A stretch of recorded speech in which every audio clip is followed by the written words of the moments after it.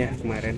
Oh iya, itu di YouTube saya membahas karena saya difitnah, ya kan, di TikTok itu. Jadi awalnya kan saya lagi naik mobil, tiba-tiba kok wartawan pada ngechat semua nih, minta wawancara. Wawancara apa nih? Pas saya tanya, saya pikir kan gara-gara video saya yang sebelumnya tuh bahas dukun Malaysia yang ini narik ular dari badan. Saya pikir itu viral kan, saya kan kalau habis nge-upload udah nggak ngecek-ngecek lagi. Pas saya tanya ke wartawan wawancara terkait apa? Terkait Ida Dayak yang Mas Marcel bongkar. Sejak kapan gue bongkar tuh? Dikasih link lah tuh sama salah satu wartawan. Ternyata link yang isinya berita hoax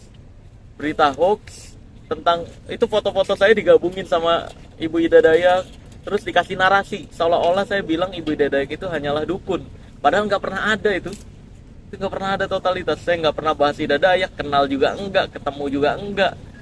Pas saya cek lagi di YouTube ternyata banyak berita-berita sejenis, dari mulai yang nyebut Bu Ida Dayak bisa ngobatin orang mati, bisa ngehidupin orang mati, terus ada yang nyebut juga dapat penghargaan dari Jokowi.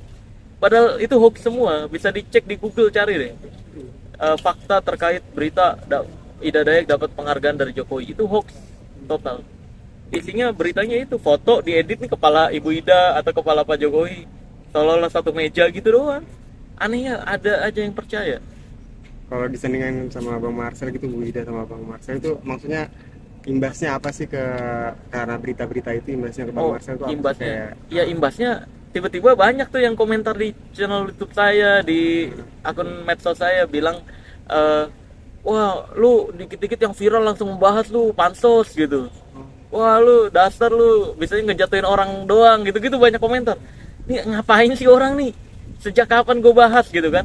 Akhirnya karena gue gregetan, kok ada aja nih manusia-manusia yang percaya berita sampah gitu kan, yang nggak ada buktinya sama sekali gitu, yang isinya foto-foto doang. Akhirnya saya memutuskan lah, ya udahlah gue terima nih wawancara dari wartawan.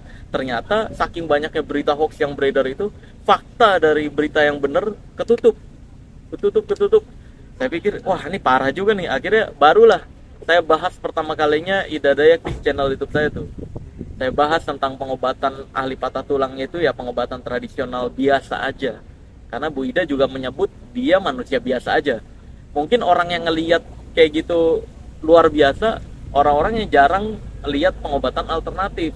Karena sebenarnya dukun-dukun pijit, bukan dukun pijit sih ya, ahli pijit, ahli patah tulang, itu tuh memang ya kerjaannya gitu, menyambungkan tulang yang patah, membenarkan tulang yang tidak sesuai lokasinya, posisinya. Contoh lain dari Ibu Ida Dayak kayak Haji Naim, kayak Pak Mukmin, ya kayak gitu-gitu. Itu kan banyak gitu dan biasa aja, makanya saya nyebut biasa aja gitu. dia nggak lebih panas disebut ahli tulang ya, bukan Hah? daripada dukun berarti ya? Iya, emang bukan dukun, ahli patah tulang. Ya kalau zaman dulu sebutannya dukun pijat pasti, dukun urut. Tapi kan kalau zaman sekarang dukun ini udah ganti arti kan, udah ganti arti. Jadi seolah-olah orang yang sok tahu tentang hal goib itu dukun tuh sekarang. Jadi yang dukun santet, pelet, nah itu yang saya tantangin biasanya. Berarti kalau yang Mas Marcel lihat ini, Ibu Ida ini tidak memiliki ilmu, hanya bisa memijit patah tulang saja. Kayak ada Iya iya, gaib-gaibnya gitu nggak biasanya. ada. Itu pun kalau tarian-tarian saya udah konfirmasi, saya udah tanya ke orang Dayaknya langsung tentang tarian-tarian di Dayak, memang benar ada, itu adat. Tapi menurut orang yang saya tanyakan, ya tentang tarian Ibu Ida Dayak itu benar sesuai apa yang saya sampaikan. Itu bukan tarian adat, tapi itu adalah bentuk penenangan atau relaksasi terhadap dirinya sendiri. Bisa jadi diduganya seperti itu, atau bisa jadi juga untuk menenangkan pasien gitu, agar Minyaknya nggak sendiri, Mas Marcel, pengaruh nggak sih Mas Marcel? minyak, ya itu minyak tradisional dari Dayak mungkin ya. Saya juga nggak tahu tuh kan, belum pernah ketemu sama sekali, belum pernah nyium bau minyaknya yang Ibu Ida Dayak pakai kayak gimana.